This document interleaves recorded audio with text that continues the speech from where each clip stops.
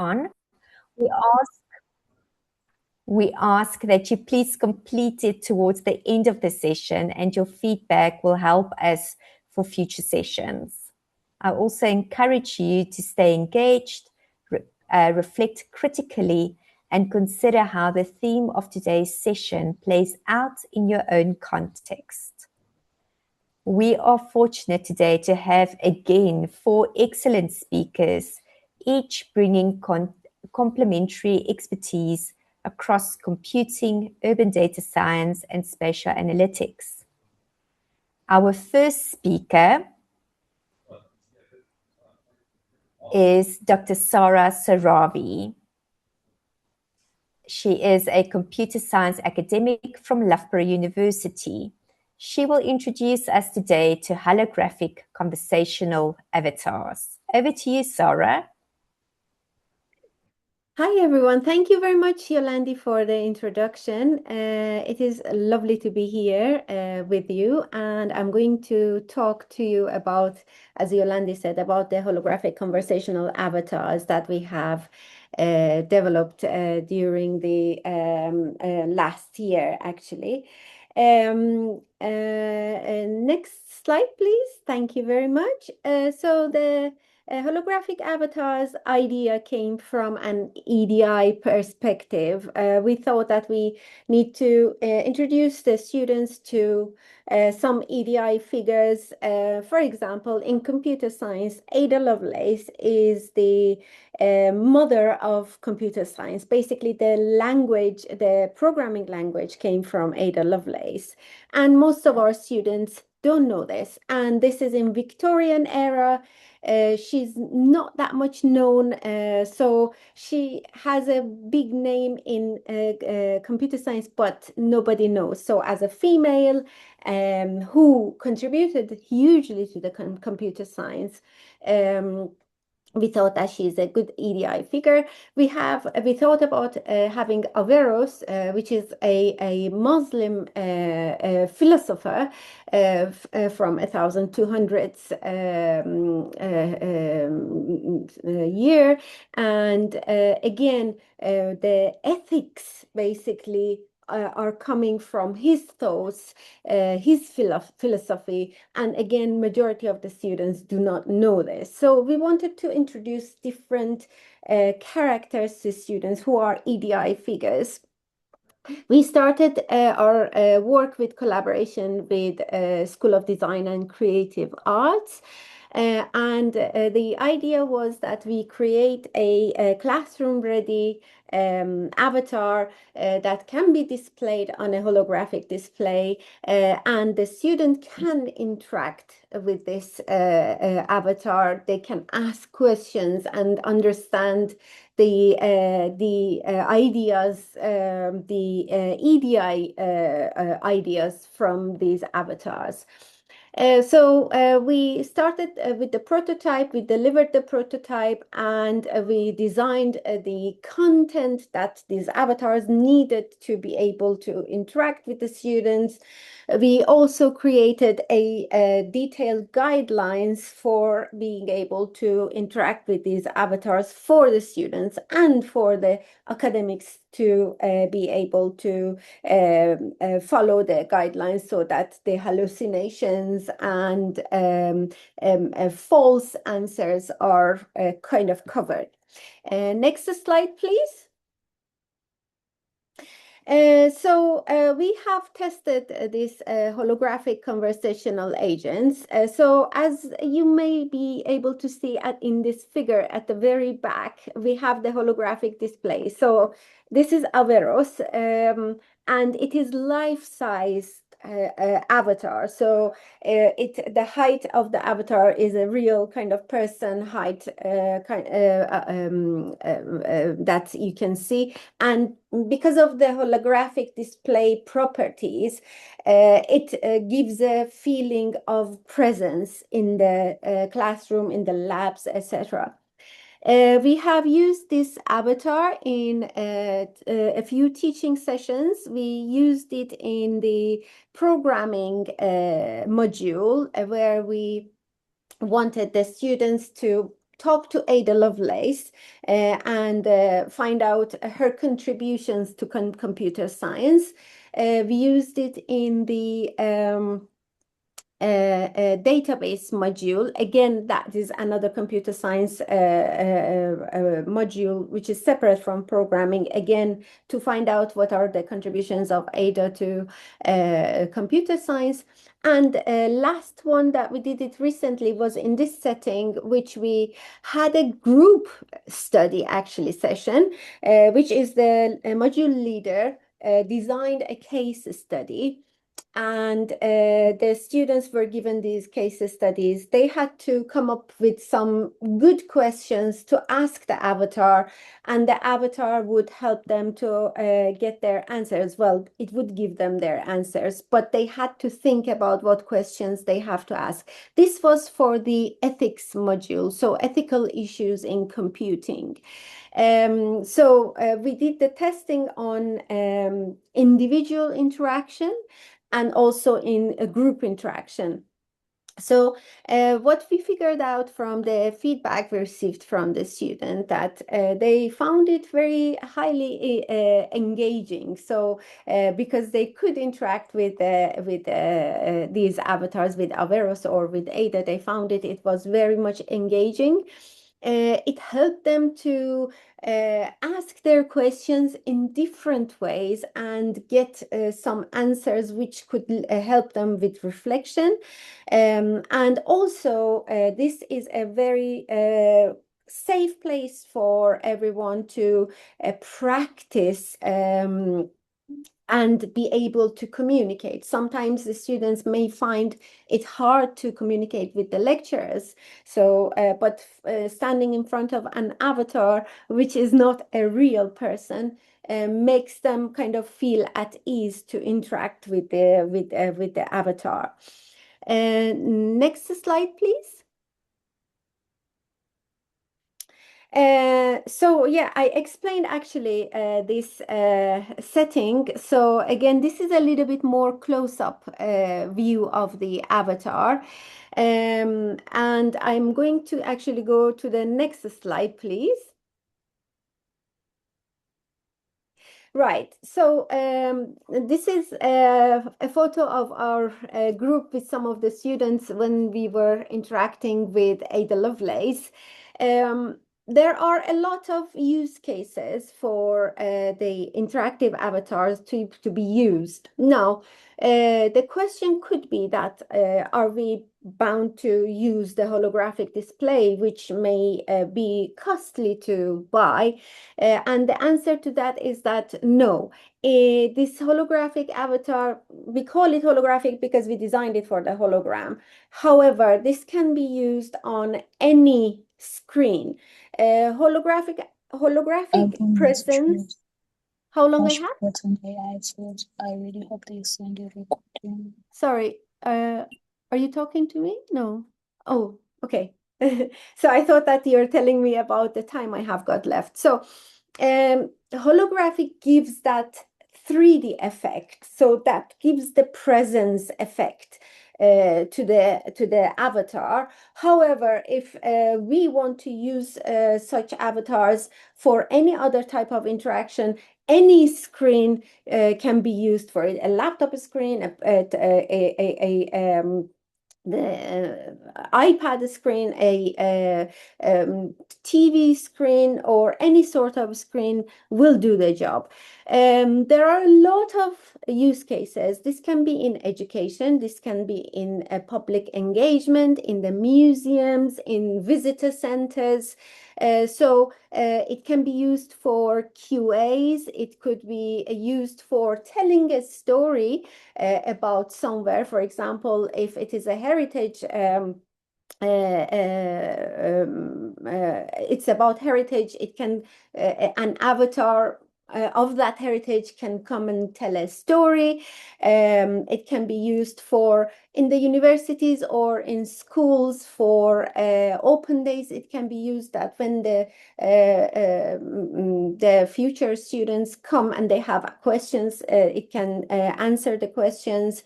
And it has a lot of other use cases.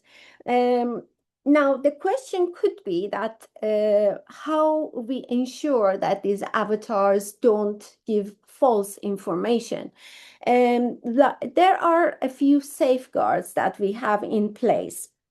First of all, we have defined a limited knowledge base for these avatars, and we have guided the avatars to say if something is out of the scope of the topic that we have given, the knowledge that we have given, it will say that I don't know, or it will very politely say that I'm here to discuss this topic. So please, if you have any questions about this topic, you can talk to me.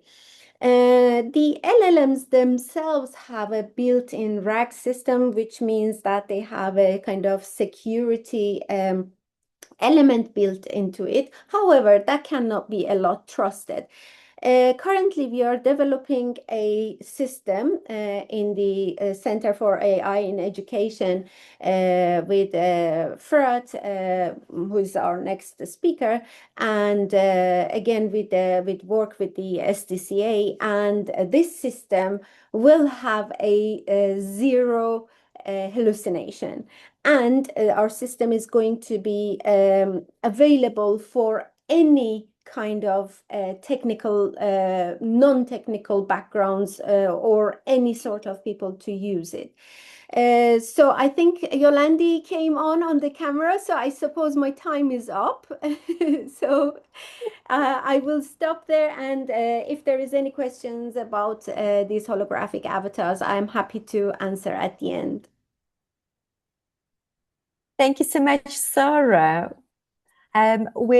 Please have a look in the chat. There is Sarah's bio and her LinkedIn profile. I'm sure, Sarah, if you want to put in your email address as you go along so that people can reach out to you, that would also be great. Thank you. Thank you very much, our everyone. second speaker, our second speaker is Dr. Farad Batmas. He's also a computer science academic at Loughborough University, and in his session, he will discuss intelligent dashboards with us. Over to you, Farad.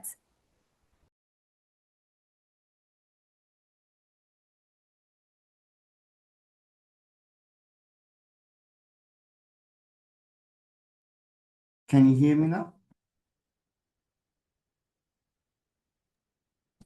Yes, we can. Okay, all right. Okay, thank you very much. Okay, my name is Frat, so I'm leading the data science program and also AI in Education Center at Loughborough. I just want to cover very basic parts and give some kind of indication that what might come. So probably you're all wondering that, okay, the AI is the buzzword at the moment, how is it going to affect our data analytics and other stuff. So this is the part that I would like to highlight. Next slide, please.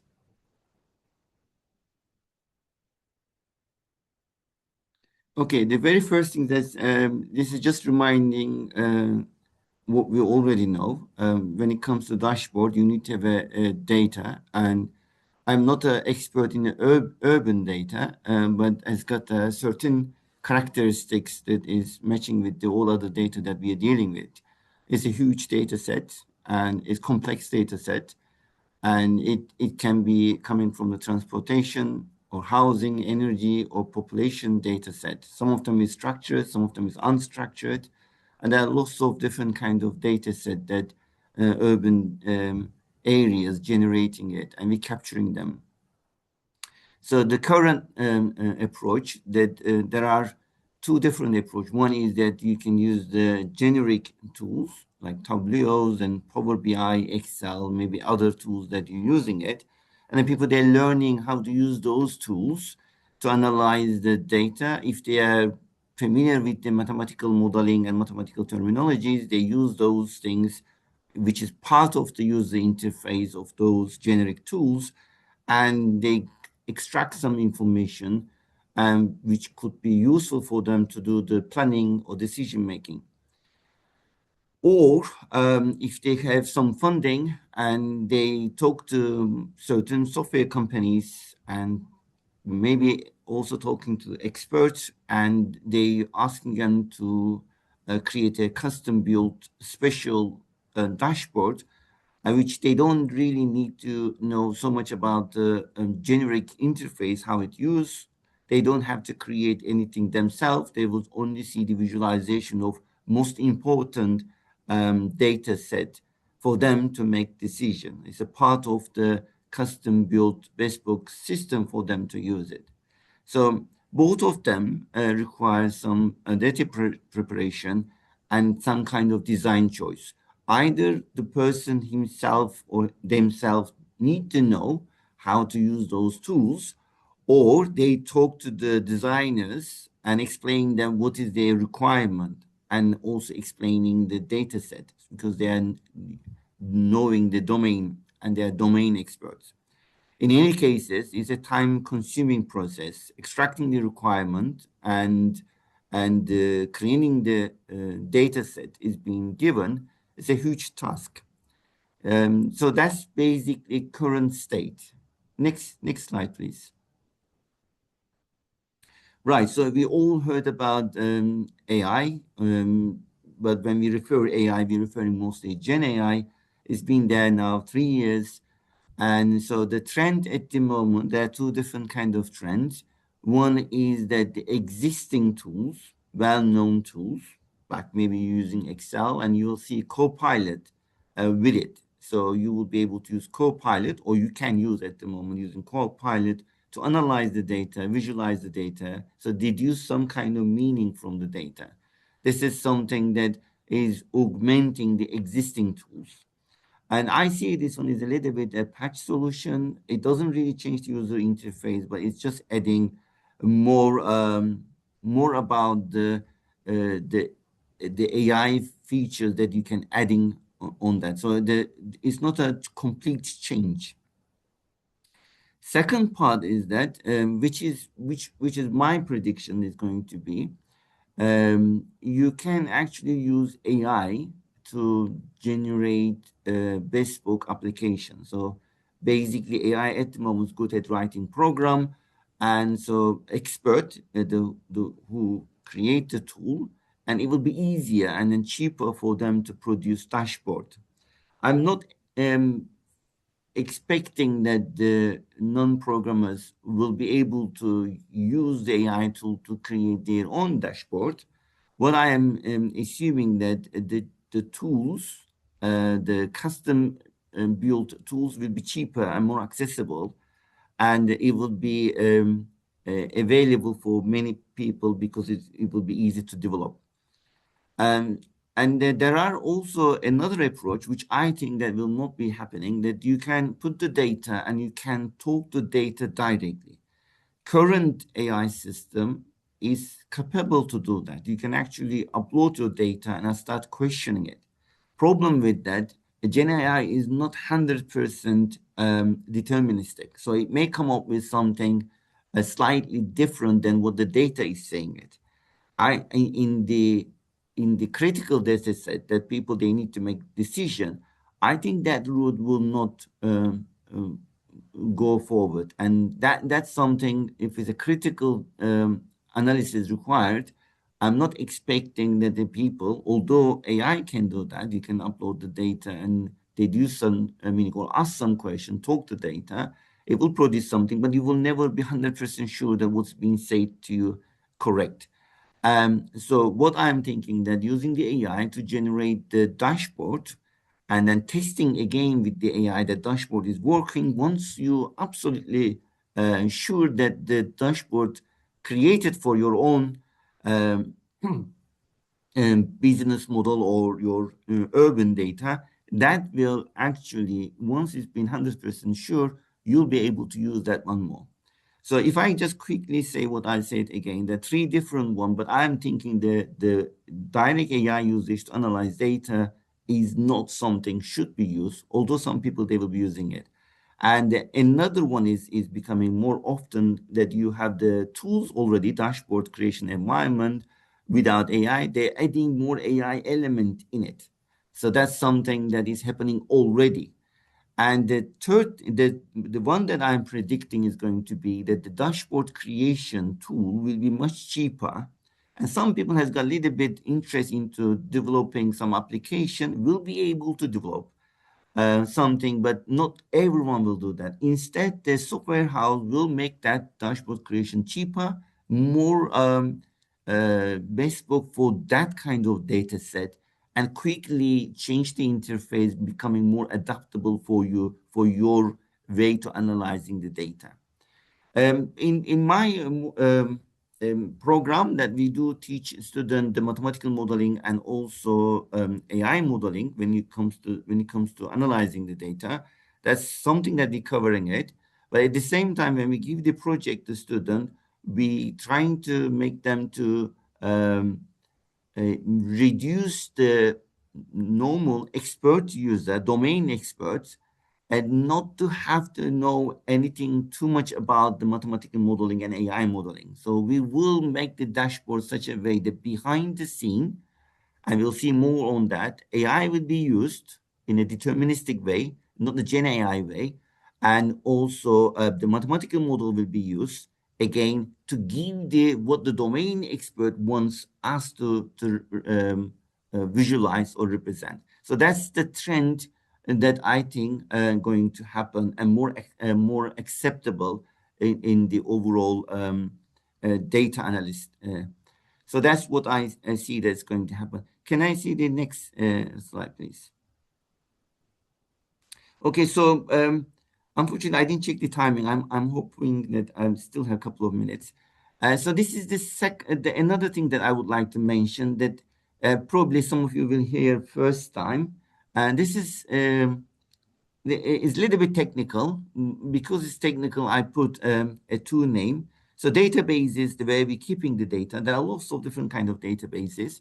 And there's a new emerging database called vector database. But if the vector database is naming is making you to stay away from that, you can call this one AI database, although the technical name is not AI database. And what it does is something that actually being able to store the unstructured data. So I'm not talking about the dashboard anymore. I'm talking about where you're keeping the data. Not every data is in a structured way. It's not a tabular format.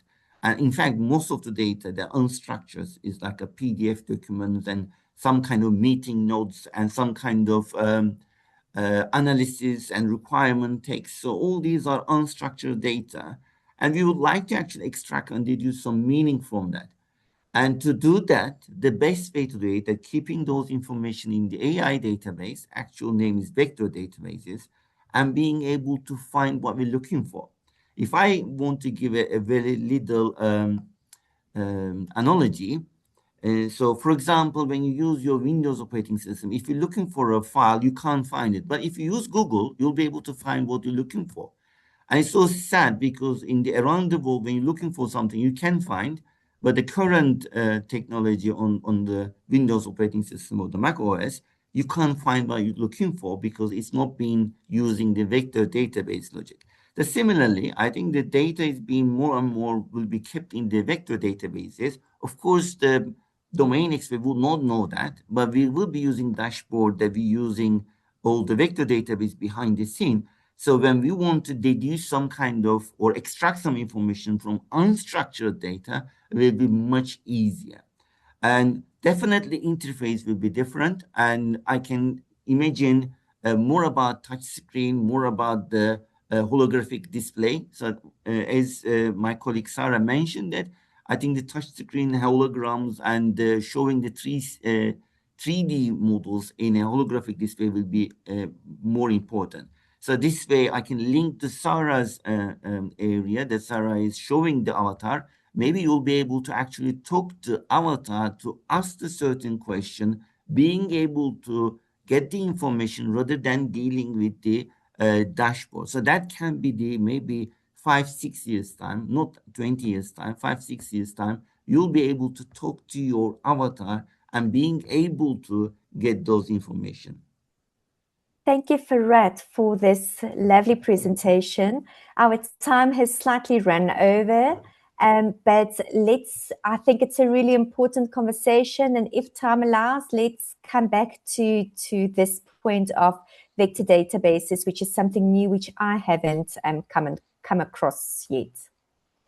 So thank you once again, Fred. So moving on to our third speaker is Yashina Naidu. She's a junior researcher at the Gauteng City Region Observatory. And she will talk to us about the visualization of urban data and how it allows users to explore patterns across various scales. Over to you, Yashina.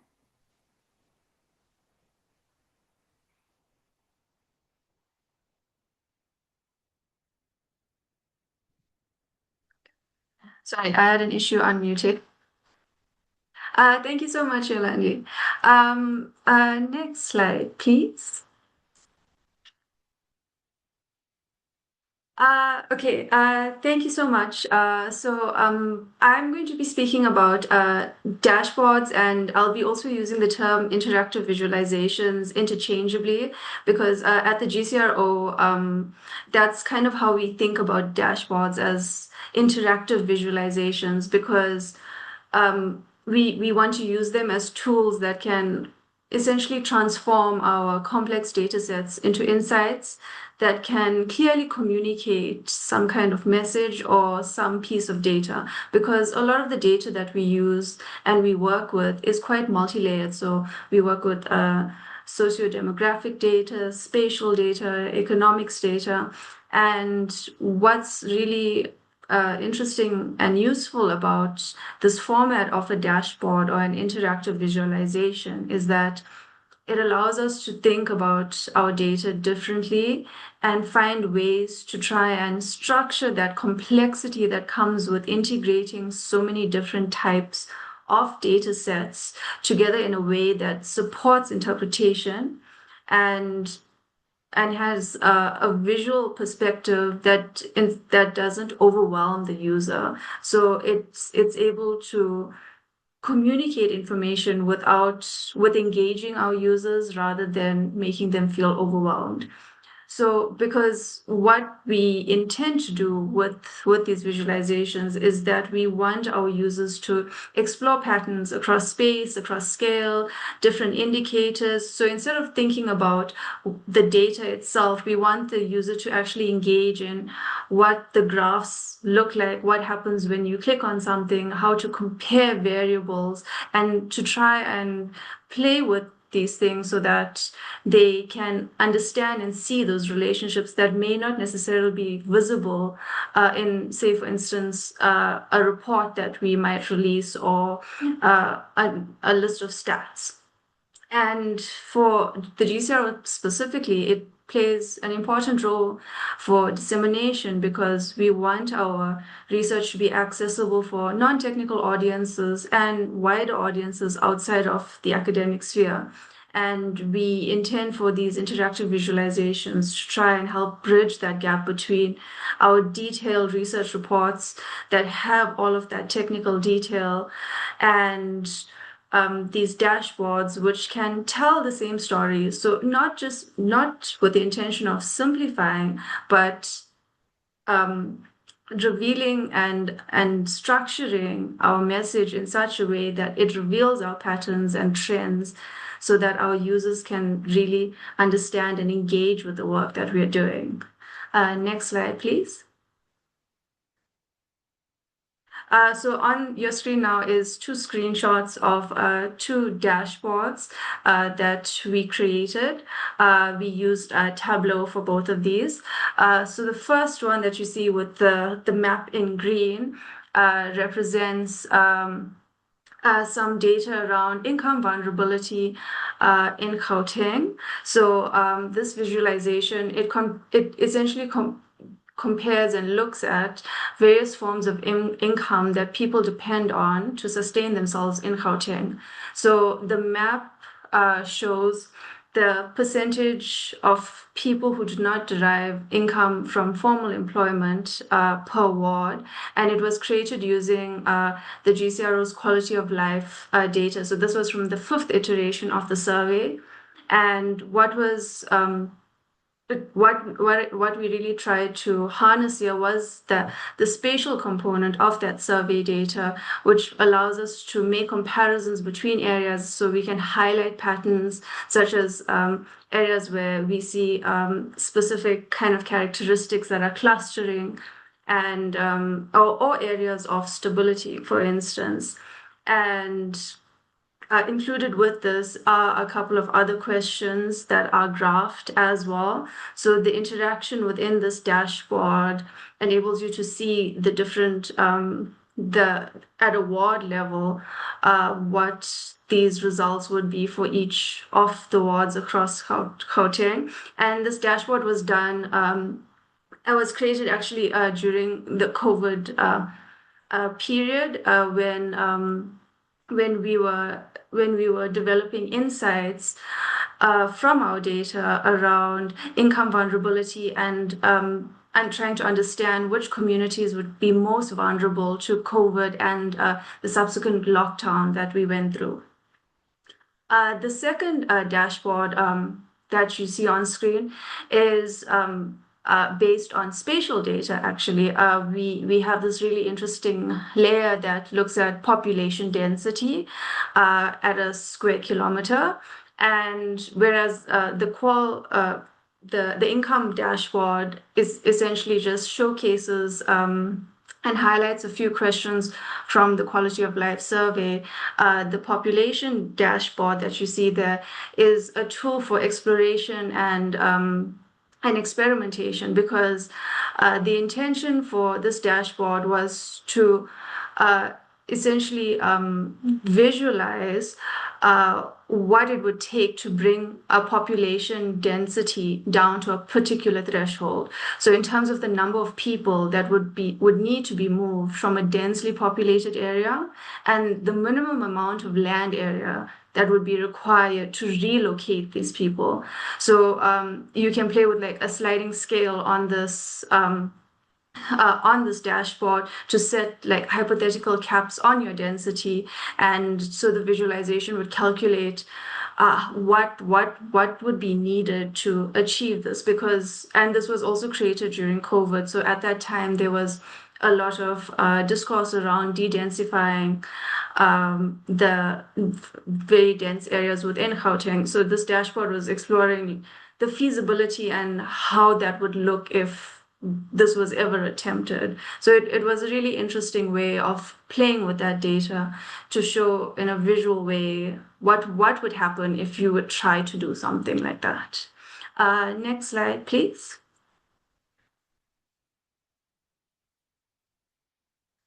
So part of the quality of life survey is our quality of life index, which is one of the outputs from that process. We developed a composite index that measures overall quality of life. So as you can see in that diagram, there's a lot of indicators that go into the quality of life survey, and it's essentially crunched down into a number that gives you a total score essentially for the quality of life survey. So this is also another Tableau dashboard that we created, because the quality of life survey is a run for every two to 3 years. So the time series nature of this data made it interesting for a dashboard to see how it's changed over time, not just the score itself, but also the components that go into it. So we thought a dashboard format would enable those comparisons and highlight variations, not just for the overall score, but also for the different dimensions that go into it. So yeah, I just wanted to give a whistle-stop tour, I guess, of some of the dashboards that we've created to share insight into some of the working that we do at the GCRO. Thank you, Yolandi. Thank you so much, Shashina. Thank you for your contribution and your input. And you can see there's lots of applause going on. So our final speaker is Dr. Laveen Naidu. He is a senior researcher at the Gauteng City Region Observatory, And Levin is going to provide us with a critical perspective on the expanding role of dashboards in AI in urban data science. So I'm going to give over to you, Levin.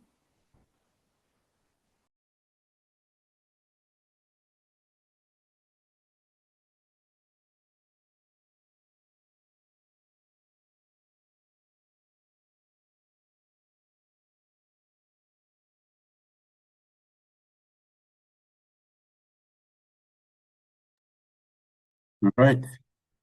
Good afternoon, colleagues. Sorry about that. I was trying to unmute, and for some reason, Zoom was not allowing me to do so. So, good afternoon, colleagues. Again, my name is Lavin Naidu. My presentation today is going to be a very different tone from the other presenters, in that I'm trying to kind of ascertain more or less a philosophical approach to what dashboards should be and what it is currently being represented in the world. So by no means supposed to be an insult to any of the colleagues before.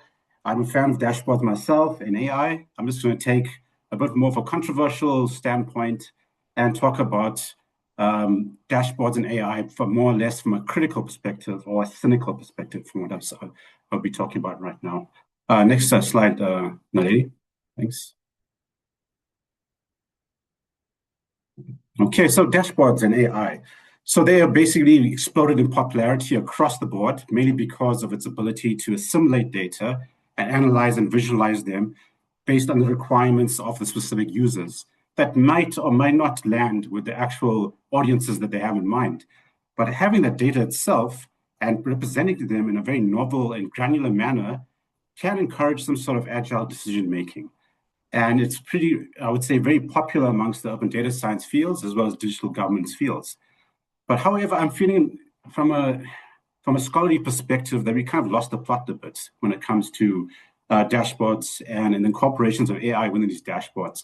The reason being, or the reason why I'm saying that is I feel that are we creating more noise or are we generating more noise rather than appropriate decision-making tools?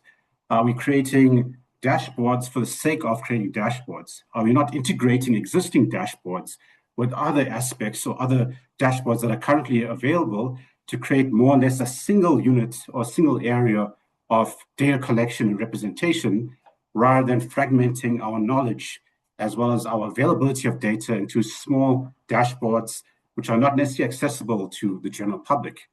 I would say another gripe that I have when it comes to dashboards is more or less its static nature of it. When it comes to data sets and incorporation of data sets, some of these dashboards seem to be locked away in time or frozen in time, where they show a trend that's 10 years ago, 5 years ago. A very recent example is a lot of dashboards that kind of popped up during the COVID pandemic. Creating those particular dashboards were extremely useful during that period of time. But the big question is, what is actually happening to those dashboards? What sort of functionality do they still have and to have to offer in terms of providing additional data sets? Can that be modified? Can that be changed in a way to present new data in the current formats? So those are the type of questions I have when I talk about dashboards with colleagues or with other scholars and so forth.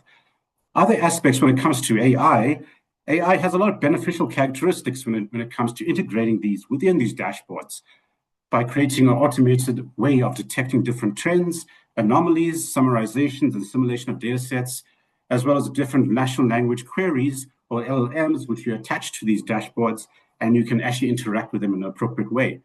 Those are very, very great sort of additions, but the main point I'm trying to make here is the data inputted into these dashboards dynamic?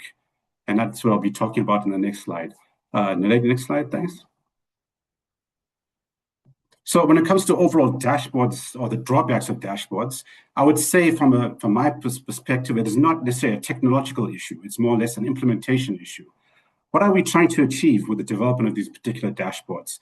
Does it have a specific purpose? Does it have a specific long-term purpose in terms of creating these dashboards which are informative over time and not necessarily stuck in an epoch of time and forgotten away in the internet? Other aspects when it comes to GIS viewers, for instance, which are part of dashboards. I myself, a GIS person, is very much entrenched in these viewers. But when it comes to the purpose of these reviewers, what is the point of, what is the main message of these viewers? Are we just using it as a depository, or is it like a data portal of available data sets? But what is the main message from this data that can be gleaned from these particular data sets? These particular dashboards in general, or dashboards in general, can be very static, as I said earlier, and they can lack real-time data integration. And this kind of prevents proactive interventions and decision makings. A lot of these dashboards are also very, very well polished, but unfortunately, they're not very, I would say, flexible when it comes to the addition of new variables and new data sets. Colleagues and myself, we interact with a lot of different dashboards over our career. And in our head, we were thinking, it'd be really great if we can add another variable to this. But when we talk to particular IT individuals who are more familiar with these technologies, they very much say, this is very much it. And to add a new variable, we have to restructure everything. So that's kind of a very summarized view when it comes to that. Other critiques I have of dashboards is that can be extremely overloaded with excessive data variables being visualized at once, with a lot of spatial data sets and data layers becoming available. And this can dilute the main message of these particular viewers, what you're trying to get out of this. That's why I kind of like a lot of existing or new generation viewers, like the Coloring Cities approaches, which are more or less concise, but they have multiple data sets that provide a more holistic view of that particular concise issue or challenge that they're trying to meet. Dashboards in general also can lack intelligent prioritization of the data sets, and that it does not distill the key data, the key results of a particular data set, and it's not really viewed or kind of initiated in a timely manner. As a result, the actual individuals interacting with these different dashboards will struggle as they have to search a lot more within the app or these different dashboards to actually get the clear message. So a lot less decision-making and more manual interpretation of the individuals interacting with the different dashboards.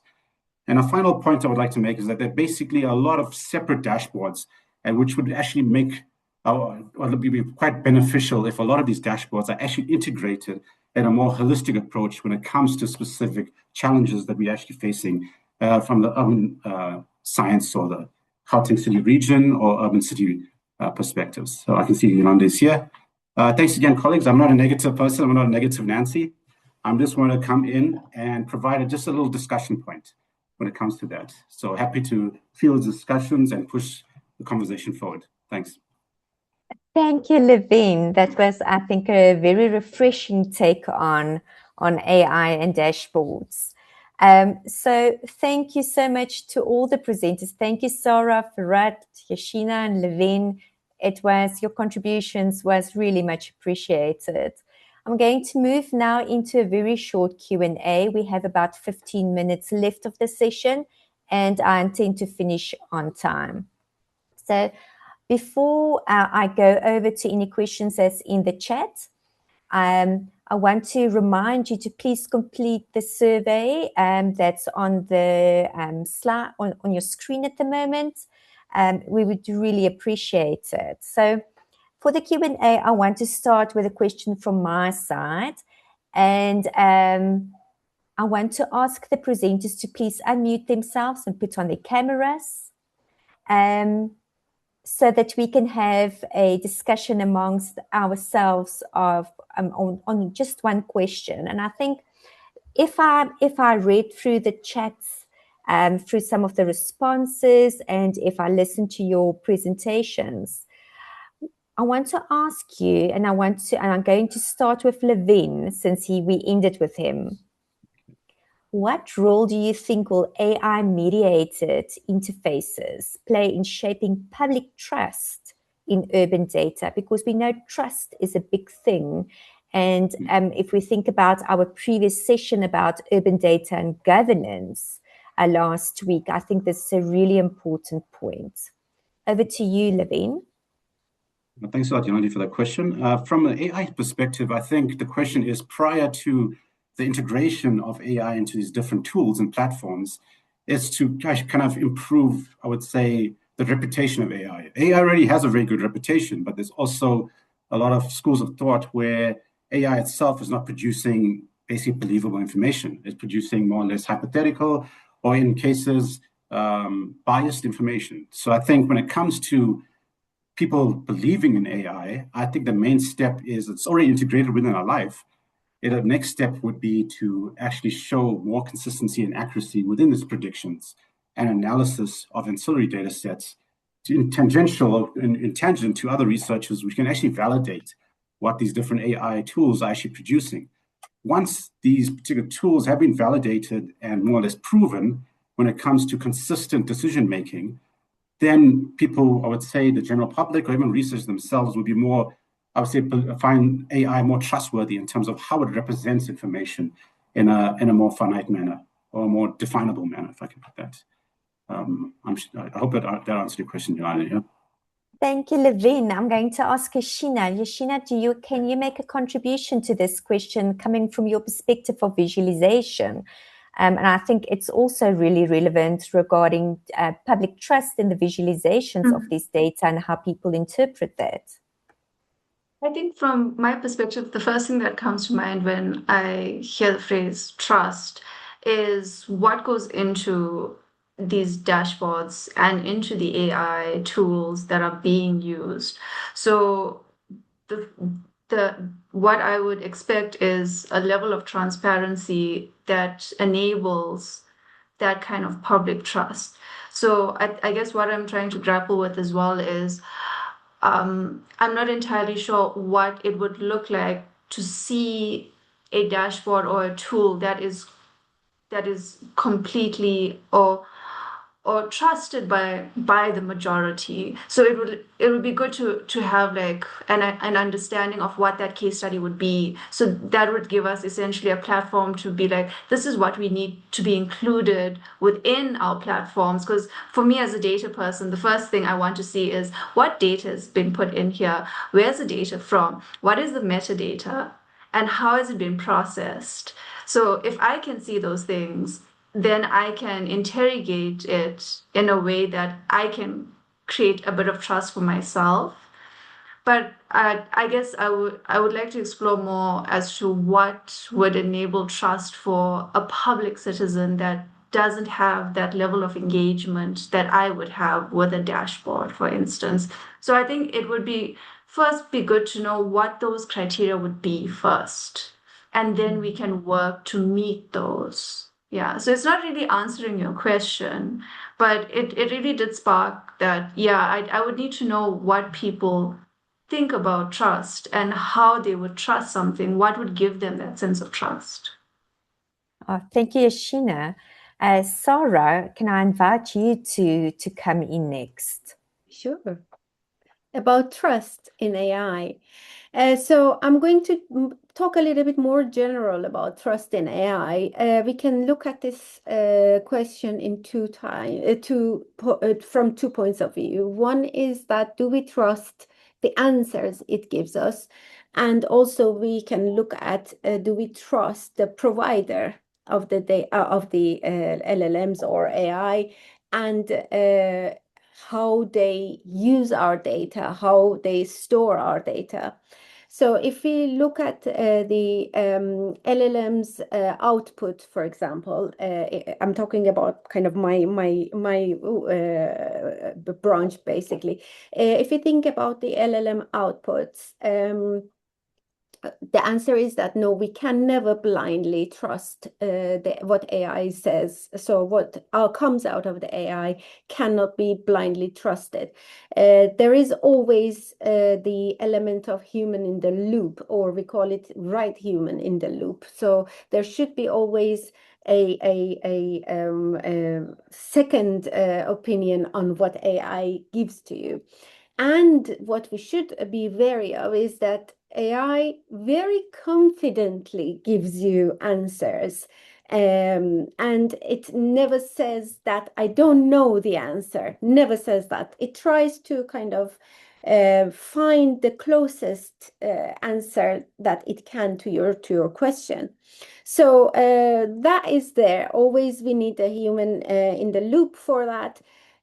From the side that do we trust the provider, we need to always think. Actually, yesterday we had a meeting that we delivered in the university. I was telling yesterday as well that we don't know when we type our questions and we share our documents with AI, where it is stored. There is different countries, they have different policies. The cloud system they have is probably works under different policies. So also, if there is an attack on any cloud system, our information is gone. So one of the rule of thumb is that we don't share sensitive information with AI at all. And also when we have to check who is the provider, how they protect our information.